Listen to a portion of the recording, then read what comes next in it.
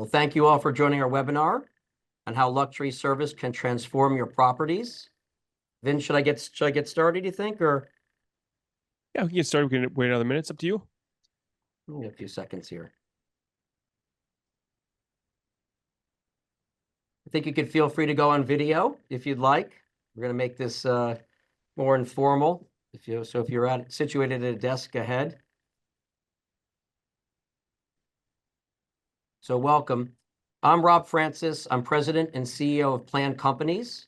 Planned, if you don't know, with our focus on culture and values, is a 100+ year real estate, labor, and staffing service organization servicing communities and properties throughout the Northeast, the Mid-Atlantic, the South region, Atlanta, South Florida, and San Francisco. I'm a proud fourth generation in the business. I've been doing this 26 fast years. I love the culture and love what we've done in the industry. With over 5,000 employees throughout those markets, we provide janitorial and maintenance, as well as security and concierge services. In that footprint that I mentioned, we service over 1,200 properties and communities comprised of residential, multifamily, condo HOA, lifestyle and co-op, as well as corporate, commercial, healthcare, schools, and other verticals. Today, proudly, we have Vince Carone, who will be leading our webinar. Vince is the Director of Content Development for Cultivate Advisors. Cultivate Advisors creates and implements training and development content and programs for service organizations throughout the US and Canada. He has worked at 5-star restaurants, at Mandalay Bay, and continues to lead Fortune 500 and customer service teams in training and development. Along with our in-house training and development team, over the years, Vince has been instrumental in empowering our plan team, both field and corporate. We've ingrained time and priority management, so hence planned. If you fail to plan, plan to fail. Effective communication, goal setting and resolution, customer service, and more areas for education and empowerment. Today, we're proud to open up our focus on service and hospitality to the industry. We're all in the customer service business. Our teams have the power to make or break someone's day, especially those that we place at our client sites. The service teams who interact with our tenants and residents, hopefully in that caring, compassionate way, as well as their guests and their families. These are the moments of truth that can impact the customer experience as well as asset value. I look forward to an engaging and informative webinar, so please join me in welcoming Vince Carone. Thank you all very much. Hey, thanks, Rob. I appreciate it. Good to see everybody on here today. I appreciate it. And if you can hear me loud and clear, just find the chat and just drop in a quick yes that you can hear me, just so I know you're out there and you're engaged, and away we go in here today. So we've got a lot to cover, and I'm excited to cover with you. I've worked a lot with Planned Companies, as you heard Rob say, and we've implemented a lot of these tools here today. So not only am I going to teach you how these can help you and your properties, I'm going to share just some of a peek behind the curtain of what we've been trained in and how it works and why it works. So we can dive into that. We are going to save some time here for a Q&A at the end. So if you look in your Zoom bar where your audio and your video are, you should have a Q&A button in there. If you don't see it right in front of you, there should be 3 dots that say more. Click on that, and there should be a Q&A option there. Drop any questions along the way into that Q&A. We'll circle back at the end and ask them. And feel free to use the chat along the way. I do have some co-hosts in here that'll be able to answer a couple questions along the way as well.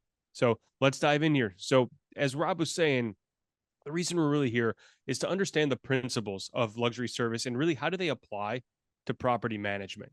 So just walking out of here today, outcomes are pretty simple. Just want property managers to be able to understand how this type of service drives higher tenant satisfaction, retention, and loyalty. It's what we're all aiming for. It's what we all want. It's what we build the business on. And really, how do we learn the key differentiators and what Cultivate Advisors training program does and how it can position your teams for success, the same way as it's also done for Planned along the way. So our quick high-level agenda here is why this training matters for you and the properties you manage. What are some key principles of 5-star service? How do we ensure that there's team consistency for this performance? What is the impact of this service on property value and retention? And then just some takeaways and next steps and how you can learn more of this or put this into play at your properties as well. and quick expectation setting, nice and easy. You took some time out of here to absorb this information. Be selfish about it. Participate. Be distraction free. Use this hour for your benefit. Save the 15 minutes at the end for the Q&A. Ask whatever questions you have. And the biggest expectation I always share when I'm training is nothing I share today is going to be rocket science. Okay, we didn't go invent new strategies. These are strategies that exist that have been proven time and time again. I'm going to oversimplify them for the sake of having only 40 minutes or so to share them with you. But know that the training and development that goes into the team that applies these really goes a long way for the development and 5-star service that you desire. So let's just start here with a quick alignment on mission.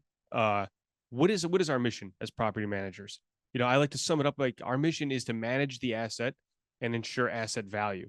So this type of luxury training is crucial for vendors and their teams and the culture that you want to instill at the properties that you are managing. So with our advanced training, you get to empower your teams on this same mission, right? It's important to connect the why between your vision and the team's vision. That way everybody's on the same page, and this helps ensure tenant interaction, which reinforces the luxury experience on your that your property promises. And so when we look into the mission, like what does that all mean? There's a paragraph of words. What does that mean? It means this: we're trying to deliver a consistent 5-star living experience.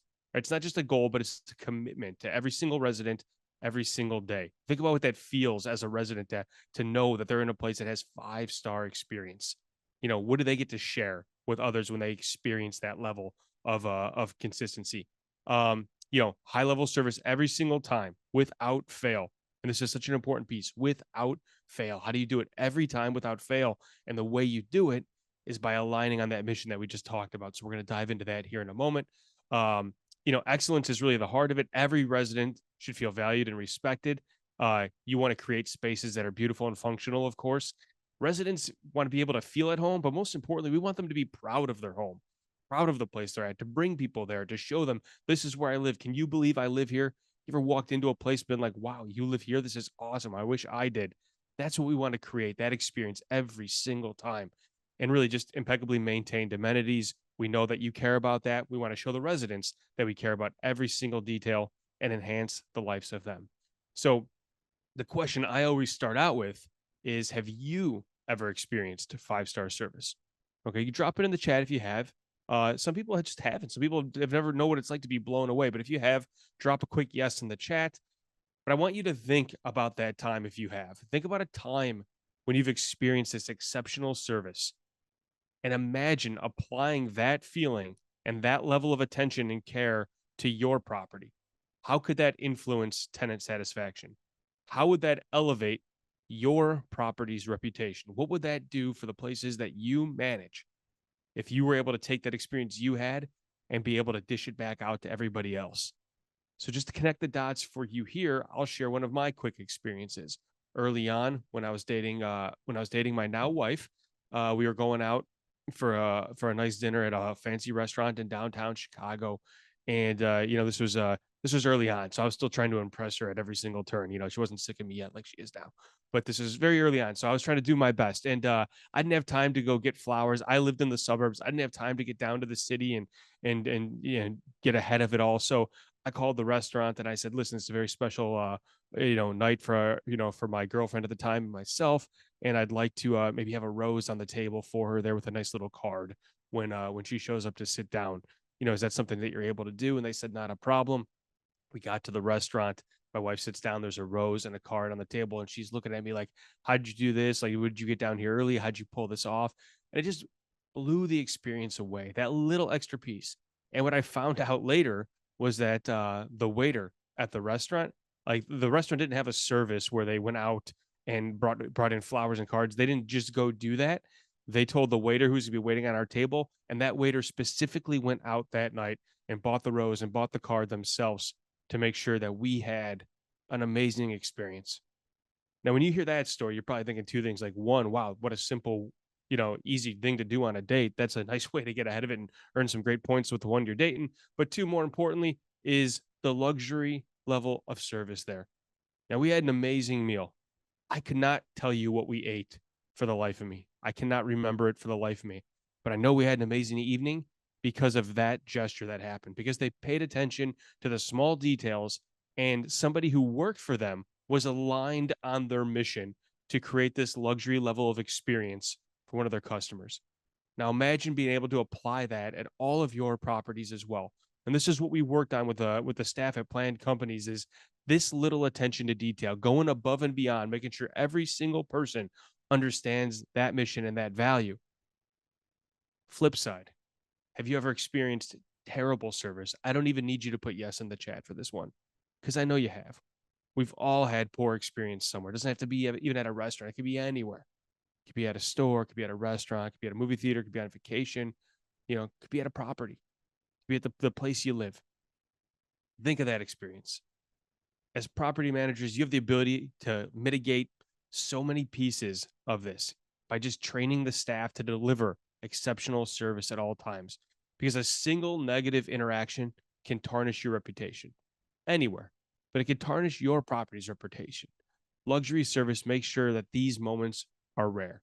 We're all going to have moments where things get screwed up. That we can't avoid that, but we can fix those with the attention to detail. Terrible service is when things go wrong and it just keeps piling on because the accountability isn't there and somebody with detail isn't stepping up to own it. Service matters.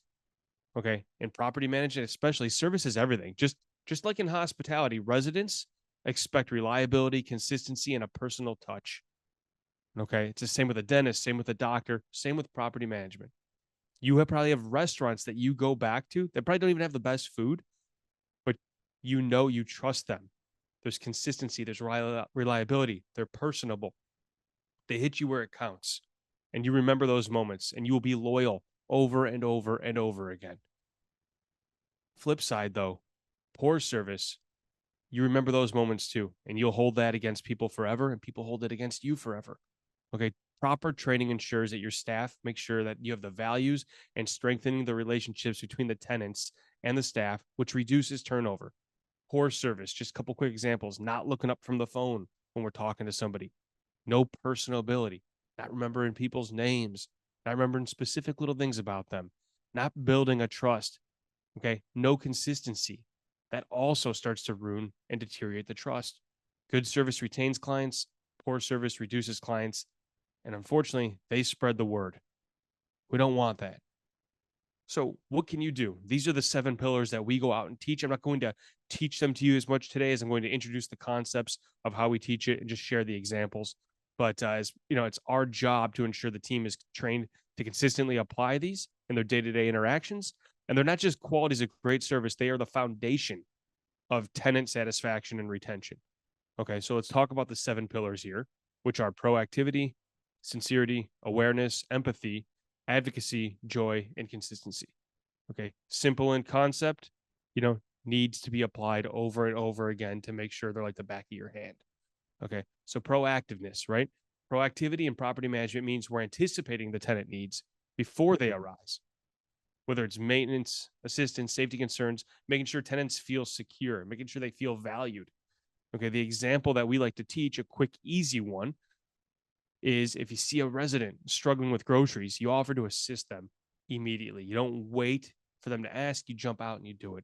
Shows that we're always looking out for their well-being. Nice, simple, easy examples. We're not reinventing the wheel here. These little pieces go a long way. Sincerity. Genuine interactions build trust. Say it again. Genuine interactions build trust. When your team remembers a tenant's preference or details about their family, it creates a sense of belonging, creates a sense of respect. The example we like to share is remembering a resident's name, details about their preferences, shows that you would genuinely care about them as individuals. Flip it back, go to a nice restaurant. Okay. When they remember what you like to drink when you walk in because you've been going there a lot, you have loyalty with them.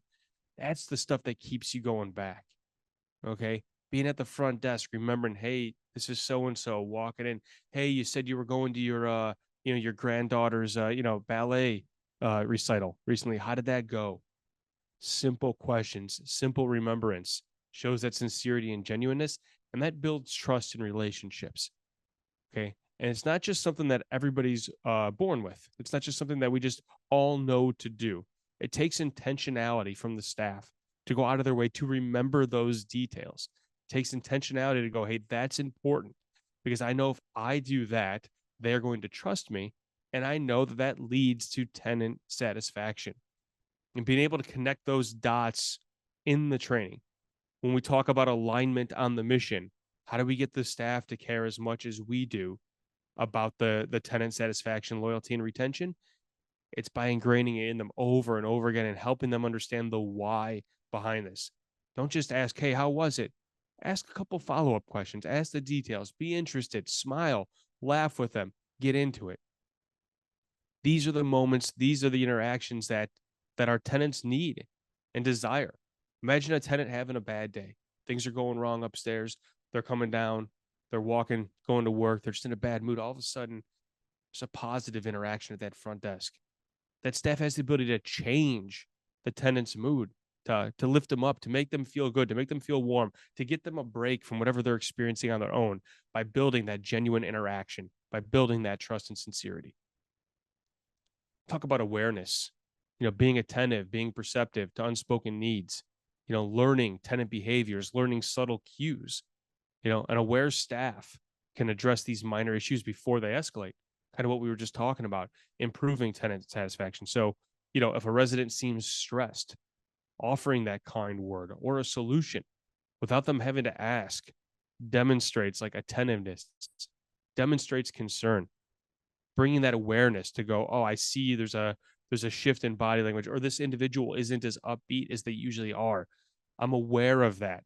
And I'm gonna inquire, or I'm gonna just make an extra gesture to try and bring up that individual. Having that type of awareness rather than just going about our day. A lot of us just walk past people every single day. We don't have the awareness of what's going on because we're so caught up in ourselves. We can't have that in our properties. We have to be there. We have to be aware. That's part of the job. It's not just, oh, this is just great if you have this intuition. No, this is a part of the job. This is a requirement to be here. I want you to be aware of what's going on, and I want you to be perceptive to these needs. That's part of the training that has to happen for this level of service to exist. It's got to be an expectation that is set during training. Empathy. This is a big one. Yeah, this is a big one. We'll talk about this a little bit more when we talk about trying to overcome some of the challenges, but empathy is crucial in addressing tenant complaints. Training your staff to approach issues from the tenant's perspective fosters this supportive environment. So, the common phrase is putting yourself in other people's shoes, responding with kindness, acknowledging their feelings and addressing their concerns thoughtfully. That to me is the big one, acknowledging their feelings and then addressing the concerns. We don't just go right into problem solve mode. We have to learn to acknowledge feelings first because that is where human connection comes from. And that's where trust is built. So, an example here for residents upset about a maintenance issue, understand their frustration first and then offer that swift solution. So often we get caught up in problem solve mode that we just want to solve. When we take a moment to actually acknowledge the frustration first, that's what goes the long way towards building that trust and building that loyalty. People want to feel heard before the problem gets solved. Okay, the goal is to take a conflict and turn it into a problem and then solve the problem. If we try and solve it when it's in the conflict stage, emotions are too high. Lower the emotions, solve the problem. And it's a big skill that we work on. We have a whole conflict course that we work with planned companies on that we've spent weeks working on throughout the year with different groups. And I know it's helped them in a long way in addressing some of the issues we're going to talk about in a few minutes here. So advocacy, and what does this mean? This means just going the extra mile for your tenants, demonstrating a commitment to their happiness, demonstrating a commitment to their happiness. This is what differentiates you from your competition. This is what helps supporting and standing up for the residents enthusiastically, going above and beyond to ensure their satisfaction. So if a resident has a special request for an event, you're doing everything possible to accommodate. It shows your commitment to their happiness. Anything you can do. Anything that you can do at that point. We run a conference here every year. People need to print materials out and bring them. We go send us the materials. We're going to print them for you and have them there for you. Is that really like extra work on us? Not really. It's not even a grand gesture, but it's just going, I'm going to do everything I can to make sure this event is great for you. And in your space, what can you do to stand up and support and advocate on behalf of the residents. Because when the team aligns with the residents want to be there. It builds loyalty, joy, creating small moments of joy, whether it's a holiday gesture, a thoughtful action. This is building positive relationships with the tenants. So, leaving a small welcome gift for new residents or remembering and acknowledging special occasions like birthdays brings joy to their experience. Okay, we've taught some of the teams over at Planned, just go get a stack of generic birthday cards and just keep them on hand, keep them on file. Remember those occasions and have the whole staff just sign it. When you see that tenant on their birthday, you just hand it to them in the morning. When you know that's coming up, what does that do? What does that do when you feel that, when you go, wow, like they actually remembered it and they got everybody to sign it real quick?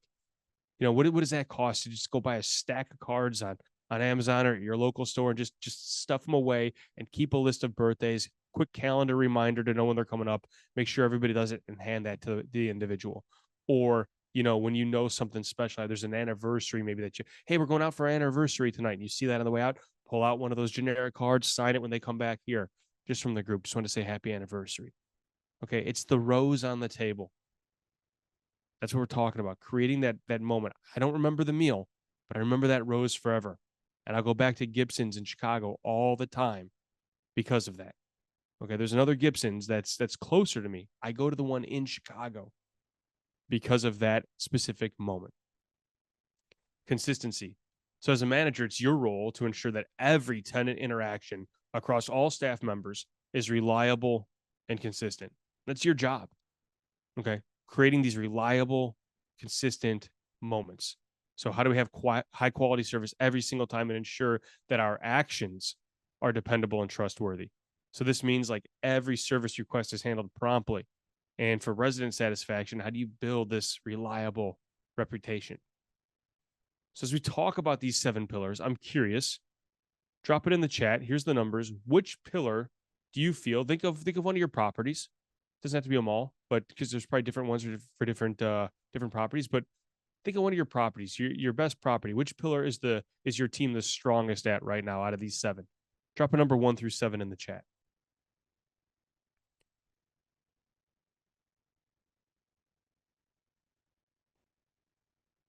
See 3 for awareness. See a couple more. Yeah, 1 proactivity. Good. See 1 or 2 more pop in here. Yep. 2 sincerity. Yeah. Great. Couple proactive, sincerity, awareness. That's good. It's good that we just even understand that on our own where they're strong at in these pillars. Now, I'm not going to call it a weakness, but what pillar does your team need the most work on when you think of that same property? They could even be good at it, but maybe you go, actually, I think we could be better at it. Now that I'm seeing these 7 pillars, which one can we actually go focus more on? Yeah, awareness. Good. Couple more. 6. Yeah, joy. Yeah, right. Yeah, and I'm glad you wrote that in there because it's just those extra moments, going just above and beyond. You can have a smile every day and be pleasant every single day, but having that little extra moment there that goes above and beyond really locks it in and makes it so much more valuable for that tenant. Awesome. Let's switch gears here. We talked about the 7 pillars. It's a big foundation of what we like to train and work on, what we spent this year working with the plan team on. But it all centers around this. I call it GMR. It's gain, maintain, and retain. Okay, gaining trust, maintaining trust, and retaining trust. So for property managers, trust is the cornerstone of long-term relationships. The consistency of your team, the consistency that your team's service builds, and when residents trust that their needs are to be met, they are more likely to stay on long term, which increases retention and reduces turnover. And if I had to probably ask any goals of any property manager, what are your big goals this year? I want to increase retention and reduce turnover, because that's where the business grows. Okay, that's when if we increase retention, reduce turnover, there's more money in that for everybody. We employ staff, we get to create more jobs and more opportunities, and we create more satisfied tenants. It hits all the marks. Whichever of those goals are most important to you, it hits them all. Okay, so let's talk about gain. First impressions are critical. We know that. From the moment a tenant moves in, every interaction should reflect your property's commitment to luxury service. So hitting these at more of a rapid pace here. Greet them warmly. Greet people as if you were greeting an old friend that you haven't seen in a while. Okay. Talk slowly. If I have to work on anything with anybody one-on-one or in a group setting when it comes to service, talk slower. Being a fast talker can have negative connotations to it. Okay. And so especially when I'm working with my teams on the East Coast or the fast talkers. Okay, I'm from Chicago, I'm a fast talker. And even when I think I'm talking slow, I'm still talking faster than most people are picking it up. Okay. In building trust, just speak a little bit slower. Okay. Validate. Listen intently. Ask great questions and validate them. Okay. You're validating yourself by doing what you say you're going to do. You're listening, you're asking questions and listening to those answers, and then you validate them and their needs. That's how we gain trust out of the gate. Once we have their trust, we need to maintain their trust. Regular communication and follow through are essential to maintaining tenant satisfaction. Managers need to ensure that their teams deliver on their promises. Okay, it's a big part of what we train. Maintaining trust is about we, not me. You have to focus on this mutual success between us and the tenant. It's we are in this together. This is our problem. This is not your problem. First thing I do with everybody when it comes to any type of customer service is I go, we're eliminating the phrase deal with customers. We don't deal with customers. We work with customers. Dealing with them means, oh, I got to go deal with that. That means that's your problem. No. We're working together. This is we, not me. Consistent communication. We talked about this earlier up front, just even between you and your team on aligning on the mission, but share the why. Share the why behind whatever's happening. Be transparent. Okay. Generosity and abundance. Give more than you take. Give. That's how you maintain trust in a relationship. Give more than you take. And then align on expectations. What's working well? It's important to know that. What do you love about being here? Okay. What's not working well? What do you not love about being here? What's one thing I can do to help ensure our success? Okay. These can apply between you and your staff or between your staff and your tenant. This is just all about relationship building in general. That's why these are such key skills to learn. It's because they can be applied. We'll call them soft skills. They can be applied inwardly or outwardly. The last piece in GMR is R, retain. Okay. Sometimes we have to retain trust. We've gained it, we've maintained it, but sometimes we lose it along the way and we got to go retain it. Okay. So when issues arise, how your staff responds can solidify trust. Quick, empathetic responses to tenant concerns will turn challenges into opportunities for relationship building. So the way your staff responds can turn challenges into opportunities for relationship building. Think that one over. When things go wrong, it's an opportunity to actually build on the relationship by proving what you do for it. So what does this mean? It means strong listening and validating skills. I'm going to teach this a little bit further in a moment here. Accountability. This is a big one. Accountability. Someone's got to be accountable. Someone's got to own it. Okay. Now, we can never pass blame. A big part of this teaching is never confuse, accuse, or excuse. Okay. Don't confuse somebody when there's a problem. Don't accuse somebody when there's a problem. And don't excuse yourself from the situation when there's a problem. Accountable. Own it. Stay humble. This is we, not me. Stay humble. We're trying to solve, not win. Okay, if I'm trying to win, that means someone else has to lose. And that's not what we're doing. We're trying to solve what's happening. That's how we retain trust. So GMR, big pillar, gain, maintain, retaining trust. So if you have questions, remember, use that Q&A, drop them in along the way. Otherwise, I'm going to keep moving forward here. We'll address the Q&A questions here in about 15 more minutes. But I want to slow down and I want to talk about this final big block here. Helping upset customers. So this is the tough one. Okay. Creating joy, being aware, being proactive. Those are the good moments. Those are the good times for the team. People are usually more willing to work on those pieces because that's the fun stuff. Now we get into the challenging stuff, helping upset customers, helping upset tenants. This is part of luxury service. So we just talked about it a minute ago, taking challenges and turning them into opportunities, trying to solve, not win. This is a big piece that I slow down on in my training and Cultivate's training when it comes to anybody. And a big piece we've slowed down on with Planned, where we've seen the biggest turn in results, is just understanding this concept. When it comes to upset customers, upset tenants, upset vendors, upset relationships, 80% of upset customers is based on frustration, or sorry, is based off frustration on how the service is handled. 80% of that frustration is based on how the service is handled. 20% of frustration is due to just, let's call it, an unreasonable customer. And yet so many people want to avoid these situations because we're worried about that 20%. We're worried about the 20% that the customers that we just can't do anything for. They're just completely unreasonable. Let's just, for the sake of argument today, let's just say 20% of customers are going to be unreasonable no matter what. And we're not going to focus on training for that right now, because I want to focus on the 80% where if I handle it properly and do what I'm supposed to do to provide luxury service, I can solve that. To me, that's a big win. If I can come in and I can work with a team of individuals and show them how to go control 80% of the situations, and 8 out of 10 customers now experience like high luxury service for that, that's a big win. That'd be a big win for you. So let's help the customers. Let's not go deal with them. Biggest piece. So I'm going to talk about something here called Llama, Lama. And you may see Demi laugh on this call because she's heard me train this now probably 10 different times over this past year. And she's got to be sick of it by now, but she probably knows it like the back of her hand. And she can speak to you firsthand about how this has been so impactful for the Planned team.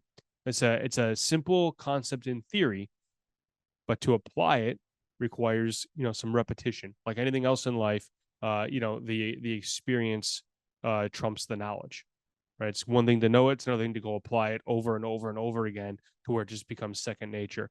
And it's a concept that I read a long time ago from in a book called The Positive Coach Approach by Sally Cordova and Judy McKee. And this was really a concept built on what we'll call in-flight coaching. I was working in call centers at the time, and I had to assist people on these calls, and I had to like walk up and down rows of people calling and coach people in the moment. And in the moment, you can imagine when you're trying to coach somebody who just got off a heated call, it gets pretty heated with you too. And you kind of needed to learn some concepts on how to bring down emotion to take a conflict, turn it into a problem, and then solve the problem. And throughout time, we kind of modified this to be our own piece of learning, and go apply it now to problem solving skills. So Llama stands for listen, acknowledge, make a statement, and ask a question. The reason you see the arrows there, it's because it's a cyclical process. And I'll explain it here. This one, I'm going to share it with you of how I would train it. I'm going to train it in a very fast fashion here today. I'm not going to take my time with it, but I'm going to share it with you on how I would go train it to the team so you can see one of the concepts live, and then I'll apply it back to why it's so important as well. So important to understand up front that the Llama approach isn't just for frontline staff. It's a powerful tool for property managers as well to ensure your teams are equipped to handle difficult tenant situations. So when your staff can handle complaints effectively, it reduces friction and enhances tenant loyalty. Okay. So as a manager, you want to ensure your team not only understands, but regularly practices this approach. So if you help coach them on these principles, you foster this culture of responsiveness and this culture of empathy. Okay. These are essential for luxury service. So first and foremost, listen. L, the first one in here. Listen, this is such a key piece. A tenant comes in, they're upset about something. Okay, even if we know the solution, or if we think we know the solution, do we get to cut them off and try and solve it right away? No. We have to listen. We have to make sure they are fully heard. And here's why. Here's one of my favorite phrases ever. Prognosis without diagnosis is malpractice. And what does this mean? This means when you go to the doctor, if you walk in and say, my head hurts, they can't just go, here, go take this and prescribe you pills. That's malpractice. They have to diagnose why your head hurts. Okay, tell me what you were doing. Did you bump your head? Have you been sick? Are you congested? Do you have allergies? What else is going on? Is your husband bothering you too much? Is he nagging you all day? They have to figure out why your head is hurting first. Make some assessments, run some tests, run some diagnosis, some diagnostics on it. Then they can maybe prescribe something once they've deduced it down to being something that they believe they know they can go help with. But think about your own trust. If you walked in and you said, my arm's been hurting for 3 weeks, and they go, hey, go take this. Would you trust that doctor? Or do you trust the doctor that listens to you? When you go to the doctor, do you trust the doctor that cuts you off fast and makes you feel like you're eating up too much of their time? Or do you appreciate and trust the doctor that sits there with you and listens to what you have to say, takes it all in, understands what you're saying, and makes you feel like you're the most important thing on his schedule or her schedule for that day? Same thing when it comes to anybody having an issue. And we want to impress that on your staff. Make the individual, no matter how extreme their situation is or how ridiculous you may think their situation is, make them feel like they're the most important person in the room. Slow down and completely listen so you know what you're trying to solve. So when it comes to listening, we're listening with the intent to understand. We're not listening with the intent to speak. Okay, have you ever been talking to somebody, sharing something, and as you're talking, you see their mouth kind of half open, like, and they keep trying to jump into the conversation? You don't feel heard. When that happens, people usually repeat themselves over and over and take longer to get to the point because they feel like you're not listening and they feel like they have to repeat themselves over and over. Listen, just take it all in. And if you need a moment afterwards to process it all, you can say that. It's more important that you listen, not that you have an answer within a half second of them talking. Be quick to listen, slow to speak, and stay present. Means locking eyes, shaking your head, having some body language. We're talking about that here when it comes to the next piece. Acknowledge. L, listen, A, acknowledge. And this is a process. After you listen, you acknowledge what you heard. You're still not sharing and solving the problem yet. You're just acknowledging what you heard. There's such a power in validation. When your tenants feel heard, they build trust with you and go, oh, this is somebody that's competent. When they don't feel heard, they're going to repeat their story or not let you try and solve it. That's when emotions start going higher. You're not listening to me. That's when emotions go up. Okay. So this could mean validating, taking notes along the way, assuring them that you're on the same page. Demi, thank you for sharing that with me. Here's what I'm hearing you say. You're saying X, Y, and Z. This is so important because if I did hear it right, Demi builds trust with me. And if I didn't hear it properly, it gives Demi a chance to correct that with me before I even try and solve. It's like, great. Oh, okay. Now I understand what you're saying. Thank you for re-explaining that to me. I have it now. And we worked through it together. We're slowly building trust in this process. We get to M, make a statement. When we make a statement, we're sharing intention, we're piquing interest, and we're getting one step closer to resolve. We're not actually telling them everything we're going to go do. We're just sharing what we want to do to see if they're interested and help us close the loop. So I'm going to listen. I'm going to validate here's what I'm hearing you say. And then I'm going to say, well, I would like to get this solved for you quickly. That's my statement. I'm not saying I'm going to go fix everything and do the X, Y, and Z and do all that. No, no, no. I'm just sharing my intention. I'd like to get this solved for you quickly. Now they're interested. Then there's the last piece, asking a question. Okay, the question can be as simple as, are you okay if I go try and solve this? That could be the question. The question could be further clarity. So I could listen, acknowledging my statement can be, I'd actually like to ask you a couple more questions to make sure I understand the root of what's happening here. That's the statement. And then ask a question. Are you okay if I ask you a few more questions? Having them be a part of that process creates a dialogue instead of a monologue. Okay, they are no longer talking at you and controlling the conversation. We are now working together, and I'm making them a part of the solution, and I'm making them seem and feel like they are in control of it by asking their permission to keep moving forward, which helps reduce the emotion in a conflict. Okay, and by asking questions, I'm not assuming anything. I may probe further to dig up more details. Okay. And my questions that I ask need to be in pursuit of understanding, not confusing, not manipulating, not switching things around. I'm asking questions to get to the root. I'm not trying to redirect you. And again, this goes in a loop because it's a cyclical process. I'm going to listen, I'm going to hear you out and explain what I'm hearing, make a statement to pique your interest, and I'm going to ask a question in pursuit of understanding and resolving. Okay. If at the point of asking a question, we're not ready for the resolve yet, then I'm going back to listening. And I'm going to keep following this loop until I've brought your emotions down to where I can go solve a problem. This is the single most impactful piece that I can teach that I've seen work time and time and time again, including with the team at planned companies, and what helps them in these moments.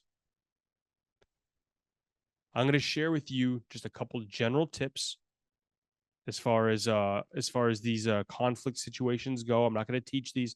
I'm just going to share some of the other tips that are part of this training, so you can see how else we kind of bring this to light if somebody doesn't employ the llama technique. Here's a few others, and then we're going to get to Q&A in here.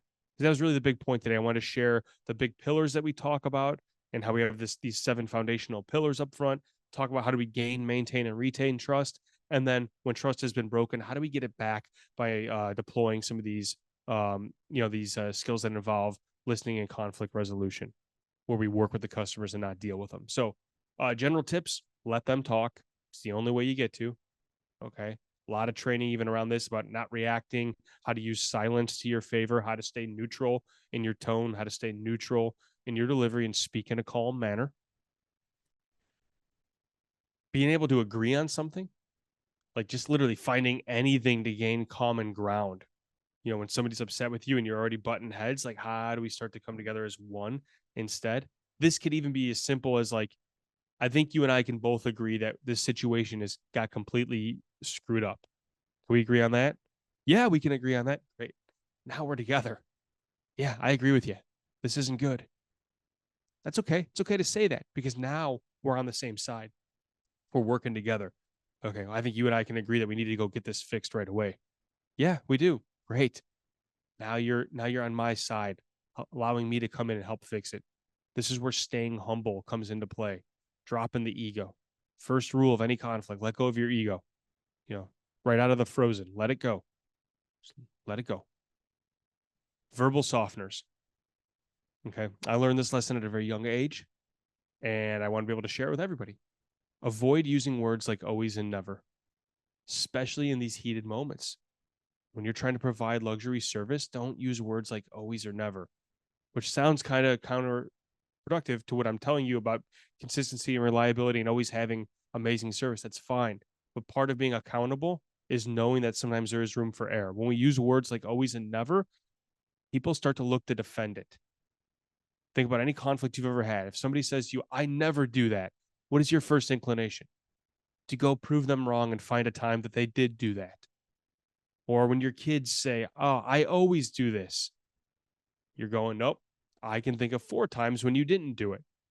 Using words like always or never put the customer, the tenant, the other party on the defense, and that's not what we want to do. We don't want to confuse, accuse, or excuse. So we want to use verbal softeners, words like likely, typically, perhaps, sometimes, possibly, occasionally. Hey, typically we don't do things like this. So I'm surprised that this happened, but I'd like to go work on this for you. It's not saying we never do that. No, typically that's not our behavior, which upholds and defends the integrity of your business, but still allows a little room for error in there. It's a small tweak, but it's a major impact. And the last piece here, 3 options. And again, these last few pieces here, this is not a process. These are just extra different tips that we can use along the way. So last one here, 3 options. What's your ideal solution? Make a choice and a timeout. The quick premise and concept on these is ideal solution when we're working with a tenant that's just they're heated. This is even part of that 20% that we just can't get through to. When they're heated, we just pause for a moment and go, hey, listen, Anne, how would you like to see this resolved? Put it back on them. Let's see what they have. Let's see what they're thinking. Because sometimes the solution might be quicker and easier than you think. It brings you into the mix. It allows you to listen. It allows them to speak, and it allows you to go, is that possible? Can I actually do what they're thinking? Or are we so far off that I have to go brainstorm and figure this out and I might need more time? Okay. Make a choice. Sometimes when somebody's stuck in that broken record mentality and they're just kind of hammering the same point over and over and over again, we can't get through. We have to give them choices and options versus just infinite solutions. So it's not like, hey, we can go do whatever you want. People can't process whatever you want. People can process options. And so sometimes I would go, hey, Philip, so we're really upset. We really have 3 ways we can get through this today. Okay, option number 1 is we can go fix this right now. I have it done within the next 24 hours. We can go do that. Option number 2 is you can go call somebody that you think can go fix it. I'm making up options here, but you can call somebody that you want to go fix it. And we can see if that's approved and have them go work on it. Or option number 3, we can just kind of leave it as is and know that this was a real frustrating situation and just not make any changes with it and just, try and do better next time. Which one of those solutions would you want to do? Now they can process. They have 3 choices instead of a world of possibilities. And one of the choices is do nothing. And usually that's not a choice they're going to pick, which is why you include it in there, because it forces them into one of the other solution buckets. Okay. It's a skill. There's a lot of training around that. That's one of the skills we teach. Last one, timeout. Hey, listen, I got to actually make a couple phone calls about this. I'm going to get back to you in 15 minutes. Where can I reach you? Phone, email, or knock on your door, whatever it is. I got to get back to you in 15 minutes. Even if you don't have to talk to anybody, having that break shifts the conversation. When you come back in 15 minutes and follow up, you've already started to build trust again because you did what you said you were going to do. You validated yourself. And then also at that point, it allows you to lead the conversation when you talk to them again and puts you in control of the conversation. Okay, so these are the skills that get passed down to the team and you get to work with the team on. Proactive 7 pillars, gaining, maintaining, retaining trust. And then, hey, listen, when everything goes sideways and everything goes bad, how do we still maintain that luxury level of service and not wind up in the poor review section? These are the skills that get applied. So again, elevating your property's reputation, increasing tenant retention, and driving higher occupancy and revenue are big pieces that come out of implementing this type of luxury service. Rob, I saw you come back on. Do you want to say something now, or do you want me to go to Q&A?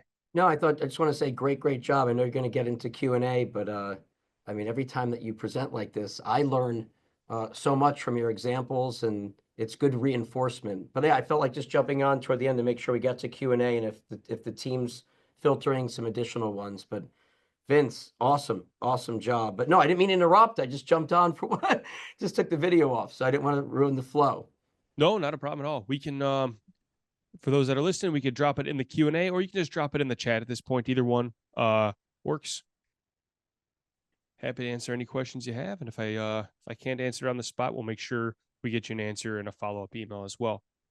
So the question is, how quickly can property managers expect to see results from the training? It's a good question here. So how quickly can property managers expect to see results from this type of training?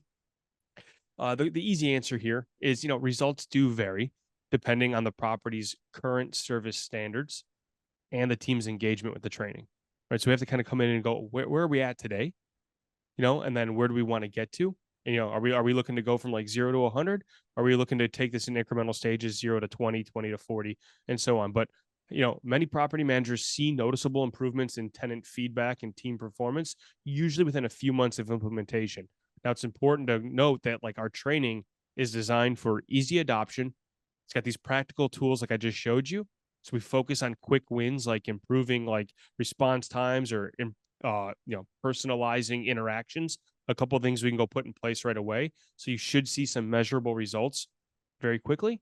But it's not just a one and done. It's not just a train it and then they're going to go do it and everything's great. There's some coaching and finesse along the way to make sure that the repetitions are involved as well.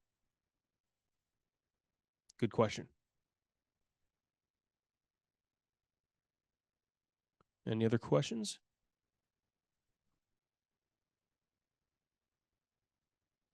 Don't be shy. If you have other questions, throw them into the chat. But I mean, Vince, you really covered a lot of great topics, which, again, the examples that you give are so relatable that it reinforces what great customer service is. So awesome.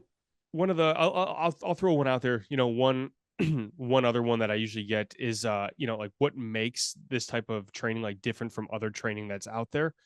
And a lot of stuff is similar. Not too many people are reinventing the wheel on what's out there right now. What I like to say is our training gets specifically built around the unique needs of the property managers we're working with, and where tenant satisfaction is impacted, it impacts occupancy and property value. So other programs focus on maybe generic customer service. We try to provide more actionable insights tailored to luxury residential experience. We've worked with planned companies and other partners alike to where we understand the space. And so our training is not just designed for frontline staff, but also we want to equip their managers as well with the tools to coach and monitor their teams. And that really ensures the long-term consistency, because we're not going to be able to come in and coach every single person on your team individually for 3 years on end. We actually want to go train the trainer, so to speak, and work with the managers as well to make sure that's implemented and driven through the front line. Absolutely. And you've impacted our ops manager level and executive directors as well as the sited teams, which is huge in terms of day-to-day consistency. And, you mentioned, I've seen it, and I guess it's just kind of, you feel it, like people really do not care how much we know until they know how much we care. And so a lot of that empathy and just the attention to the residents and tenants coming in really makes all the difference. And so it's kind of these little things, like I said earlier, these moments of truth that really can make such an impact. And Vince has been working with our group now for 2 to 3 years on both levels, and I've seen the results from the feedback that we're getting. So I hope this was helpful. I wanted to kind of just let the industry in a little bit on how we're looking at training and hospitality and customer service, and I think we're all in it. So definitely appreciate Vince, you being here and your time and conducting the webinar. And if you have additional questions, I think there's a contact, and feel free to throw additional questions in. So we do have two questions in the chat. Okay. One of them is, how can implementing luxury service standards impact tenant retention and property value? So that is one of our questions. Yep. So how can implementing luxury service standards impact, the retention of property value? So I think really by being able to provide consistent 5-star service, you foster the sense of trust and satisfaction among tenants. And I think that's really crucial for retention. So happy tenants are more likely to renew leases. They're more likely to recommend the property to others, which leads to lower vacancy rates just inherently. So, and in addition to that, properties with high levels of service, they are often viewed as more desirable, right? Because the word spreads. So this increases their market value.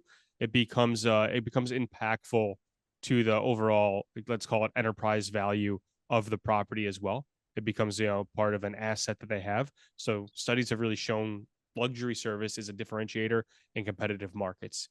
If you had like a side-by-side competitive analysis, you would see luxury service as a check mark on one and not on another, because that would be a big differentiator in there, because it helps your reputation and profitability. And then we also have another question that I will be happy to answer is, does planned companies have a global standard SOP for concierge and door services for all the high-end properties they operate in? So yes, we have SOPs. We have SOPs that are designed around concierge, security, all of our different janitorial services. And then what we do with these standard operating procedures is we tailor them to each individual site as well. So we can tailor emergencies and policies and procedures and contacts. And it's usually something that as we go through a startup with a new property, we review that with the property manager. We see what they want. They have the ability to look at what our templates are from the different, even building softwares, package softwares and stuff. And then from there, we can tailor and add anything in that the property manager and the plan team agree upon. So yes, we absolutely have that. You're welcome. Any other questions? And thank you all. There's, I think, contact information. I don't know if it was on the slides or not, but you can certainly get to Demi, to Joe Vitorino to myself. Is there a slide with the contacts? If not, go to the Plan Company's website and you can get our information and email me directly or the team directly. And thank you all very much for taking the time to attend. Unless Vince, was there anything additional? I want to make sure that we covered everything. Yeah, no, I think that's it. It was great to see everyone on here. I think we could do a follow-up email where we can send out the contact info and some of the info from the slides as well for everybody there. And I think Joe just dropped it in the chat. So I appreciate you having me. And it was good questions. Good talking to everyone. Awesome. Great job. Thank you all for joining the webinar. Thank you all. Appreciate it. Thanks.